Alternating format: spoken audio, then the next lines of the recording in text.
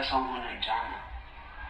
और ये दिया अगर अलग होता जानने वाले से तो शायद भूल चूक भी हो जाती, शायद तेल छिपा हो, शायद बात इस ढंग से बनी हो कि दिखाई न पड़ती हो।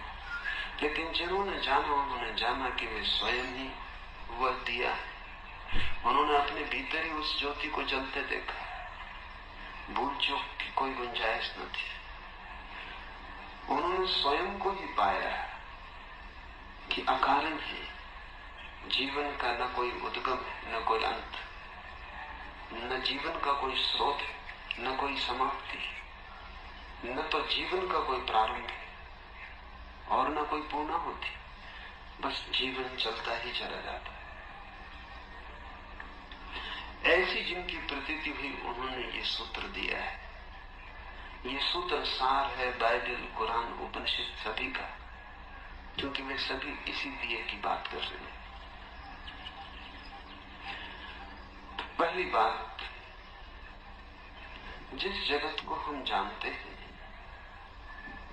विज्ञान जिस जगत को पहचानता है, तर्क और बुद्धि जिसकी खोज करती है, उस जगत में भी थोड़ा गहरे उतरने पर पता चलता है कि वहां भी दिया बिना बाती और बिना तेल का ही जल रहा है। वैज्ञानिक कहते हैं कैसे हुआ प्रारंभ इस जगत का कुछ कहा नहीं जा सकता, और कैसे इसका अंत होगा ये सोचना भी असंभव है, क्योंकि जो है वो कैसे मिटेगा। एक रेत का छोटा सा कण भी नष्ट नहीं किया जा सकता। हम पीस सकते हैं, हम जला सकते हैं, लेकिन राख बचेगी। बिल्कुल समाप्त करना असंभव है। रेत के छोटे से कण को भी शून्य में प्रवेश करवा देना असंभव है। रहेगा, रूप बदलेगा, ढंग बदलेगा, मिटेगा नहीं। तो जब एक रेत का अणु भी मिटता नहीं तो ये पूरा विराट कैसे शून्य हो जाएगा? इसकी समाप्ति कैसे हो सकती है? अकल्पनीय है। इसका अंत सोचा नहीं जा सकता, हो भी नहीं सकता। इसलिए विज्ञान एक सिद्धांत को स्वीकार कर लिया है कि शक्ति अविनाशी है। पर यही तो धर्म कहते हैं कि परमात्मा अविनाशी है। नाम का ही फर्क है। विज्ञान कहता है प्रकृति अविनाशी है, पदार्थ का विनाश नहीं हो सकता। हम रूप बदल सकते हैं, हम आकृति बदल सकते हैं, लेकिन वो जो आकृति में छिपा है निराकार, वो जो रूप में छिपा है अरूप, वो जो ऊर्जा है जीवन की वो रहेगी। और अगर अंत नहीं है तो प्रारंभ नहीं हो सकता। जिस डंडे का एक छोर ना हो उसका दूसरा छोर भी नहीं हो सकता। क्योंकि अगर हम ये नहीं सोच सकते कि जगत कैसे समाप्त होगा, तो हम ये कैसे सोच सकते हैं कि कैसे शुरू हुआ। अगर रेत का एक कण शून्य में नहीं जा सकता तो शून्य से रेत का कण कैसे आ सकता? दोनों ही बातें एक जैसी हैं। अगर जगत शून्य से पैदा हो तो जगत शून्य में खो सकता है। अगर जगत शून्य में नहीं खो सकता तो शून्य से पैदा भी नहीं हुआ। इसका अर्थ हुआ कि जगत सदा था, अस्तित्व सदा सदा था और सदा सदा रहेगा। इसका कोई उद्गम नहीं है। जिस ऊर्जा का कोई उद्गम न हो वो अकारण है।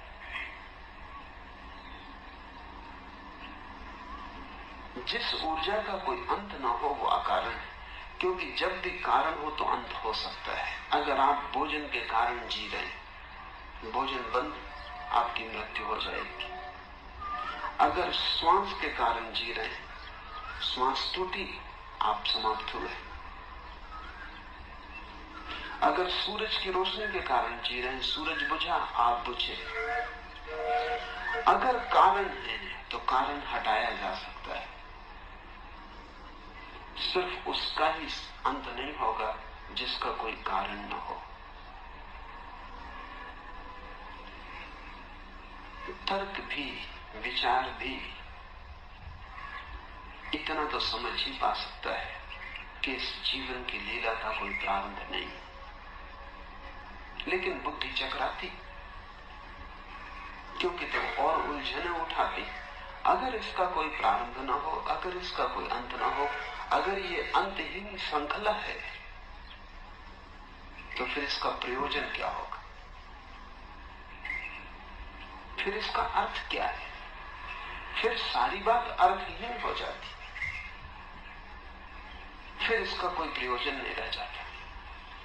और बुद्धि को यह मानना कठिन होता है कि कुछ है और उसका प्रयोजन नहीं, क्योंकि बुद्धि व्यवसाय है। प्रयोजन हो तो बुद्धि फैलती, कुछ पाने को हो तो बुद्धि कुछ करती, कुछ कर सकती। अगर कुछ पाने को नहीं, कोई अंत नहीं, ये अंतहीन श्रृंखला चलती ही रहेगी। तुम क्या करते हो इससे कोई फर्क ना पड़ेगा, तुम्हारा कृत्य कोई अंतर न लाएगा, तुम्हारा कृत्य स्वप्न जैसा है।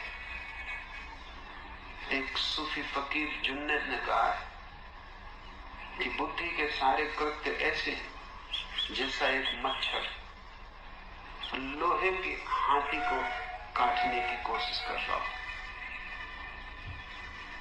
लोहे का हाथी और मच्छर उसमें से खून पीने की कोशिश कर रहा हो। बुद्धि के सारे उपाय, बुद्धि के सारे कृत्य ऐसे। अगर जगत अंतहीन श्रृंखला है तो तुम्हारे किए क्या होगा? बुद्धि इससे डरती, क्योंकि फिर अहंकार निर्मित नहीं होता। मेरे करने से कुछ भी न होगा, मेरे होने के पहले था, मेरे होने के बाद होगा। जब मैं हूं तब भी मैं एक स्वप्न से ज्यादा नहीं, यथार्थ वैसा का वैसा बना रहेगा। मेरे होने न होने से कोई फर्क नहीं पड़ता।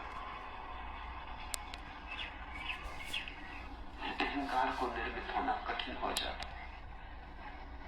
और बुद्धि का सारा खेल अहंकार को निर्मित करने का है। मैं हूं, लेकिन मेरे होने में वजन तभी आता है जब मैं कुछ कर सकूं, कृत्य मेरे बस में हो। तो जितना ज्यादा मैं कर सकूं उतना बचने में हो जाता। अगर कुछ भी ना कर सकूं उतना ही मैं नष्ट हो जाता हूं, उतना ही मैं खो जाता हूं। अस्तित्व प्रयोजन शून्य है, तो अहंकार को बनने की कोई जगह न रही। और अगर इसका कोई प्रारंभ अंत नहीं, तो बुद्धि को खोजने को कुछ न बचा। बुद्धि की जिज्ञासा है जानना कैसे हुआ प्रारंभ, किसने बनाया, क्यों बनाया, कब होगा अंत, कब आएगी प्रलय, कैसे होगा अंत। बुद्धि को खोजने के लिए जगह मिलती है। बुद्धि और अहंकार इस प्रयोजन शून्य अंतहीन विस्तार में कहीं भी नहीं टिकते, खो जाते। इसलिए जो अहंकार और बुद्धि को छोड़ के खड़ा होगा वो तत्क्षण देख पाएगा, दिया भले अगम का ना बाती ना तेल। और ये दिया बाहर ही नहीं जल रहा है, ये दिया भीतर भी जल रहा है। यही दिया है सब तरफ, एक ही ज्योति जल रही है। हम सब एक ही ज्योति की अलग अलग लपटें जलेंगी, बुझेंगी। वो जो स्रोत है अग्नि का वो शाश्वत है। मैं मिट जाऊंगा क्योंकि मैं एक रूप, तुम मिट जाओगे क्योंकि तुम एक आकार हो। लेकिन जिसने तुम्हारे भीतर आकार लिया है वो तुम्हारे मिटने पर भी नहीं मिटेगा। लहर खो जाएगी क्योंकि लहर एक रूप थी, लेकिन लहर में जो सागर छिपा था वो रहेगा। तुम मिटोगे, तुम खोओगे क्योंकि तुम सकारण हो।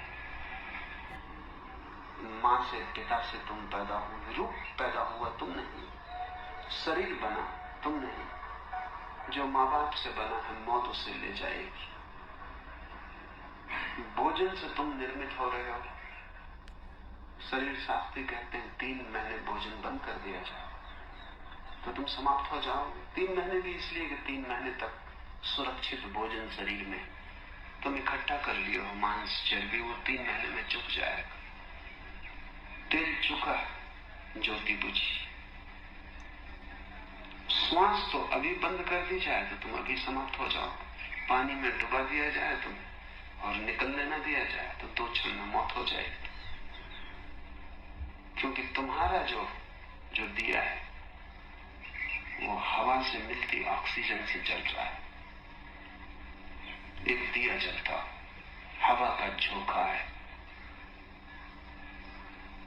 तो शायद न बुझे। तुम उसे बचाने के लिए बर्तन से ढक दो, थोड़ी देर जलेगा फिर बुझ जाएगा। क्योंकि जितनी बर्तन के भीतर ऑक्सीजन होगी उतनी देर श्वास ले लेगा, फिर ऑक्सीजन चुकी कि दिया गया। हवा के झोंके में शायद न भी बुझता क्योंकि उसमें प्राण की ऊर्जा भी थी, लेकिन बंद बर्तन में मिट जाएगा। तुम प्रतिपल श्वास ले रहे हो, वो श्वास तुम्हारे भीतर के दिए को जला रही। ये दिया तो बिना बाती बिना तेल का नहीं, इसलिए मौत का इतना डर है। क्योंकि तुम कितना ही झुठलाओ और तुम कितना ही अपने को समझाओ, तुम्हारा मन ये मानने को राजी नहीं हो सकता कि तुम अमृत हो। तुम हो भी नहीं। अमृत तुम में छिपा है लेकिन उसका तुम्हें पता नहीं। तुम तो जो भी हो वो साधारण है। उसमें तो तेल मिलता रहे तो तुम जलते रहोगे, तेल खींचा कि तुम मिटे। महावीर जैसे व्यक्तियों ने उपवास के बड़े गहरे प्रयोग किए, उन प्रयोगों का सार तुम्हें मैं कहता हूं। जैनों को उस सार का कुछ भी ख्याल नहीं रहा। महावीर के वर्षों तक भूखे रहने के लंबे प्रयोग। कहा तो ये जाता है कि 12 वर्ष में महावीर ने केवल 1 वर्ष भोजन किया। कभी 3 महीने भूखे रहे फिर 1 दिन भोजन किया, कभी 2 महीने भूखे रहे फिर 1 दिन भोजन किया। ऐसा 12 वर्षों में सब मिला के 365 दिन भोजन किया। इसका मतलब हुआ कि 12 दिन में 1 दिन भोजन और 11 दिन करीब भूखे रहे। महावीर क्या कर रहे थे? ये प्रयोग क्या था? क्या सिर्फ भूखे मरने से कोई अध्यात्म को उपलब्ध हुआ है? तब तो भूखमरी सौभाग्य होगी, तब तो दीनता दरिद्रता आशीर्वाद है परमात्मा का। तब तो जो भूखे हैं वे परमात्मा को पा लेंगे। लेकिन भूखे का तो शरीर भी खो जाता है, आत्मा को पाना तो बहुत मुश्किल। महावीर क्या कर रहे थे? महावीर जो कोशिश कर रहे थे वो इसी सूत्र से संबंधित है। महावीर ये कोशिश कर रहे थे जानने की कि क्या है मेरे भीतर जो तेल से जलता है और क्या है मेरे भीतर जो बिना तेल के जलता है। इसका भेद साफ करने की कोशिश कर रहे थे। क्योंकि भोजन बंद करने से कौन मेरे भीतर मरने लगता है? भोजन न देने से कौन सी ज्योति मंद पड़ने लगती? क्या वही मैं हूं? अगर वही मैं हूं तो व्यर्थ है सब। क्योंकि आज नहीं कल तेल चुकेगा, आज नहीं कल दिया टूटेगा। मिट्टी का दिया है, आज नहीं कल बाती समाप्त हो जाएगी। अगर वही मैं हूं तो सब व्यर्थ है। 12 वर्ष निरंतर दिए में से तेल अलग कर करके बाती को बुझा के महावीर ये समझने की कोशिश कर रहे थे कि क्या मेरा होना इस होने से पृथक है? रूप में जो दिखाई पड़ता है क्या मैं वही हूं या अरूप भी मेरे भीतर? इस मरण धर्म दिए में जो जलता है क्या वही मेरी ज्योति है या मैंने शरीर की ज्योति को अपनी ज्योति समझा? शरीर से पृथक मैं हूं या नहीं? भरे पेट इसे जानना जरा मुश्किल है, खाली पेट इसे जानना जरा आसान है। भरे पेट जानना इसलिए मुश्किल है कि शरीर की ज्योति भी इतनी ठीक से जलती कि आपको पता लगाना मुश्किल है कि मेरी ज्योति कहां है। जब शरीर की ज्योति मत्ती हो जाती फिर भी आपकी ज्योति में रत्ती भर फर्क नहीं पड़ता, तभी आपको पता चलता है। अगर आप बुद्धिमान हो तो बीमारी भी अध्यात्म का मार्ग बन सकती है, भूखा होना भी आत्मा की खोज बन सकती है, दुख भी परमानंद का द्वार बन सकता है। नरक से भी स्वर्ग खोजा जा सकता है। तपश्चर्या का एक ही लक्ष्य कि वो जो शरीर का दिया है उसकी ज्योति को इतना मंदा कर देना है कि उसकी ज्योति से तुम्हारी ज्योति का कोई संबंध ही न रह जाए, वो इतनी बुझी बुझी हो जाए, फिर भी तुम भीतर पाओ कि मैं तो उतना ही जला हूं जितना पहले था, कोई अंतर नहीं पड़ता। शरीर क्षीण हो जाता है, मैं क्षीण नहीं होता। शरीर बिल्कुल बुझने के करीब आ जाता। 3 महीने शरीर की क्षमता है कि बिना भोजन के रह ले। तो महावीर ने बहुत से उपवास 3-3 महीने के किए। 3 महीने के बाद वो भोजन करेंगे। जिस दिन पाया कि बस अब आखिरी बूंद चुकी जाती कि अब शरीर गिर ही पड़ेगा, उस दिन वो भोजन करेंगे। उस दिन थोड़ा तेल फिर डाल देंगे। फिर 3 महीने प्रतीक्षा चलेगी। 12 वर्ष की इस निरंतर विश्लेषण की प्रक्रिया से महावीर ने साफ कर लिया कि मैं अलग हूं और शरीर अलग है।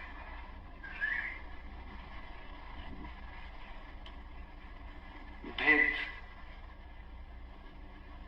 स्पष्ट हो जाए। इस भेद की प्रक्रिया को महावीर ने भेद विज्ञान कहा। उपवास भेद विज्ञान का एक माध्यम। कैसे जाने रूप और अरूप की पृथकता, आकार और निराकार इतने मिले, लहर इतनी जुड़ी है सागर से कि कैसे पता चले। सागर इतना प्रवेश कर गया लहर में, भेद कैसे मालूम हो। सागर को भी भेद तभी मालूम पड़ता है जब सागर शांत होता, सब लहर सो गई होती, हवाओं के झोंके नहीं होते, तूफान नहीं होता। तब सागर जानता है कि वो जो लहर की तरह उछल रहा था मुझे, वो विजातीय था। वो लहर तो मिट गई, लेकिन मैं उतना का उतना हूं जितना लहर के साथ था। इसकी